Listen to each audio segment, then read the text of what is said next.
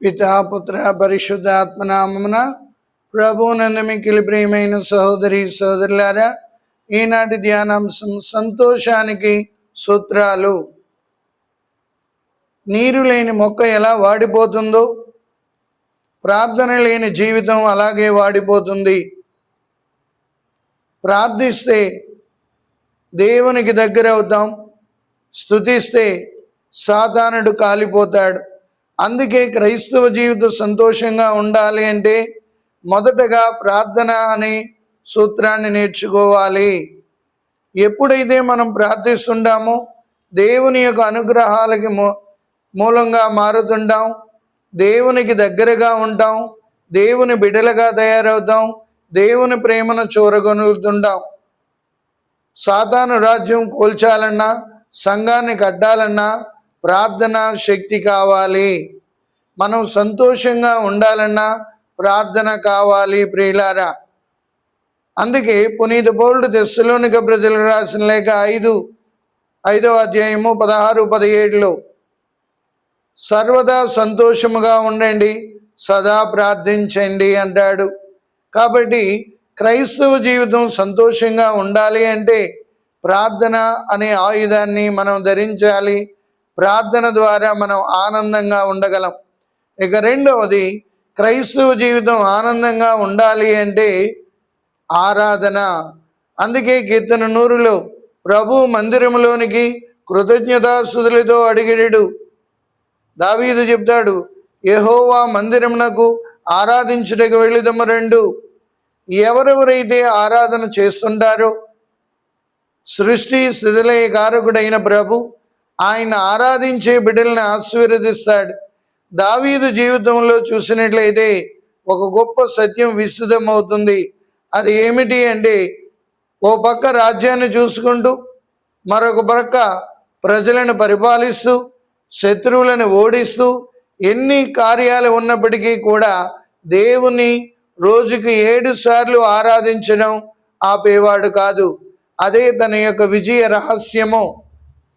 కావున ప్రియులారా, ఈరోజు మనం దేవుని ఏ రీతిగా ఆరాధిస్తున్నాం? లోకాసు శుభవార్త 11వ అధ్యాయంలో చూసినట్లయితే, నీ దేవుడైన ప్రభువుని పూర్ణ హృదయంతో, పూర్ణ మనస్సుతో, పూర్ణ ఆత్మతో, పూర్ణ శక్తితో ప్రేమించవలెను. ఇశ్రాయేలు ప్రజల జీవితంలోని ఉన్న గొప్ప ఆనందం ఏమిటి అంటే వారు దేవుని ఆరాధించేవాళ్ళు. ఈరోజు ఎంతమంది దేవుని ఆరాధించడానికి సిద్ధపడుతున్నాం? చాలాసార్లు మనం అనేక పనిపాట్ల మధ్యలో సతమతమవుతూ ఆరాధనకి సమయం ఇవ్వలేకపోతున్నాం, ఆయన సన్నిధిలోను కూర్చోలేకపోతున్నాం, ఆయన స్వరాన్ని వినలేకపోతున్నాం, ఆయన అనుగ్రహాలు పొందుకోలేకపోతున్నాం. కావున ప్రియులారా, నీవు నేను మనందరం ఆనందంగా ఉండాలంటే ప్రతిరోజు కొంత సమయం దేవుని ఆరాధించాలి. ఎప్పుడైతే దేవుని ఆరాధిస్తుంటామో ఆ ప్రభువు నుండి శక్తిని పొందుకుంటాం. ఆ శక్తి ద్వారా ఆనందమైన క్రైస్తవ జీవితాన్ని జీవించగలుగుతుంటాము. ఆయన ఆరాధించే వాళ్ళ కొరకు ఆయన ఎదురు చూస్తుంటాడు. ఆయన ప్రార్థించే వాళ్ళ కొరకు ఆయన ఎదురు చూస్తుంటాడు. ఈరోజు మన జీవితంలో ఉన్న లోటులు ఏమిటి అంటే ప్రార్థించలేకపోతున్నాం, ఆరాధించలేకపోతున్నాం. ఏ క్రైస్తవుడైతే ప్రభుకి ఆరాధన చేస్తుంటాడో, ఆయనకి స్తుతిస్తుంటాడు, ఆయన మహిమపరుస్తుంటాడు, ఆయన ఘనపరుస్తుంటాడు, వాళ్ళు దేవుని యొక్క అద్భుతాలు చూడగలుగుతారు. అందుకే ప్రతిరోజు కొంత సమయాన్ని మనం కేటాయించి ఆరాధించడానికి, మన వ్యక్తిగత సమయాన్ని దేవునితో గడపడానికి ఇష్టపడాలి. ఇక మూడవది, మనం క్రైస్తవులుగా సంతోషంగా ఉండాలి అంటే దేవుని యొక్క వాక్యం చదువుతుండాలి, పరిశుద్ధ గ్రంథాన్ని పఠించాలి. దేవుని గ్రంథాన్ని పఠించడం ద్వారా దేవునికి దగ్గరగా ఉంటాం. దేవుని గ్రంథాన్ని పఠించడం ద్వారా తెలివితేటలు అబ్బుతుంటాయి. దేవుని గ్రంథాన్ని పఠించడం ద్వారా ఆ వాక్యపు వెలుగులో మన జీవితాలు తరింప చేసుకుంటాం. అన్నిటికీ సమయం ఇవ్వగలుగుతున్నాం. పరిశుద్ధ గ్రంథాన్ని చదవడానికి సమయం ఇవ్వగలుగుతున్నామా? ఎవరెవరైతే పరిశుద్ధ గ్రంథాన్ని చదవడానికి సమయం ఇస్తారో వాళ్ళు దేవునికి దగ్గరగా ఉంటారు. యాకోబు రాసిన లేఖ 4వ అధ్యాయము 8వ వచనంలో దేవుని దగ్గరకు రండి, ఆయన మీకు దగ్గర వాడవుతాడు. ప్రియులారా, పరిశుద్ధ గ్రంథాన్ని పఠించాలి అంటే మనం ఎజ్రా గ్రంథంలోకి వెళ్ళి చూసినట్లయితే ఎజ్రా ఎంతగానో దేవుని యొక్క వాక్యాన్ని పఠించేవాడు, దేవుని యొక్క వాక్యపు లోతులు ప్రజలకు బోధించేవాడు, ఆ వాక్యాన్ని ధ్యానించేవాడు. అందుకే ప్రతి క్రైస్తవుడు కూడా ఎజ్రాలాగా దేవుని యొక్క వాక్యం చదువుతుండాలి, దేవుని యొక్క వాక్యం పఠించాలి, ఆ దేవుని యొక్క వాక్యాన్ని హృదయంలో దాచుకోవాలి, ఆ వాక్యం ద్వారా జీవించడానికి సిద్ధపడాలి. అప్పుడు సంతోషంగా జీవించగలుగుతుంటాం.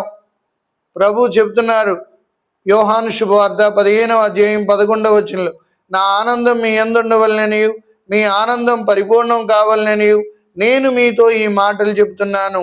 దేవుని యొక్క వాక్యం మనకు ఆనందాన్ని ఇస్తుంది. ఇక 4వదిగా దేవుని మందిరానికి వెళ్ళాలి, దేవాలయానికి వెళ్ళాలి.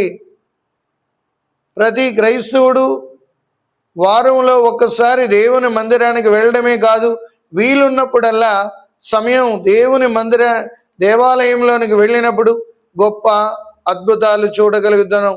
లూకా శుభవార్త 2వ అధ్యాయంలో మనం చూసినట్లయితే 25వ వచనంలో 25, 26లో పవిత్రాత్మ ప్రేరణచే భక్తుడైన సిమియోను దేవాలయానికి వెళ్ళెను.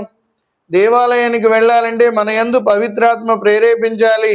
పవిత్రాత్మ శక్తి ద్వారా, పవిత్రాత్మ ప్రేరణ ద్వారా దేవుని మందిరానికి వెళ్ళినప్పుడు ఆనందాన్ని పొందగలుగుతుంటాం. అందుకే కీర్తన 100:4లో కృతజ్ఞతాస్తుతులతో ఆయన మందిర ద్వారములోను గడిగెడు అంటున్నాడు. ఇక సంతోషంగా ఉండాలంటే మనం చేయవలసింది మరొక కార్యం ఏంటంటే దేవుని యొక్క బిడ్డలుగా ప్రభువుని తెలుసుకోవడమే. యేసు ప్రభుని తెలుసుకోవడమే నిత్య జీవం అంటున్నాడు. యోహాను రాసిన మొదటి లేఖ 5వ అధ్యాయంలో చూసినట్లయితే, కావున ప్రభువునందు ప్రియులారా సంతోషానికి సూత్రాలు ఏంటంటే ప్రార్థన, ఆయన ఆరాధించడం, ఆయన వాక్యం చదవడం, ఆయన మందిరంలోనికి వెళ్ళడం, ఆయనని విశ్వసించడం. ఈ 5 కార్యాలు చేసి మన జీవితాల్లో సంతోషాన్ని కొని తెచ్చుకుందాం. దేవుని యొక్క అద్భుతాలు చెవి చూద్దాం. ప్రభు బిడ్డగా జీవిద్దాం. పితా పుత్ర పవిత్ర ఆత్మ నామమున ప్రభు మిమ్మందరినీ ఆశీర్వదించి కాచి కాపాడును గాక. ఆమేన్.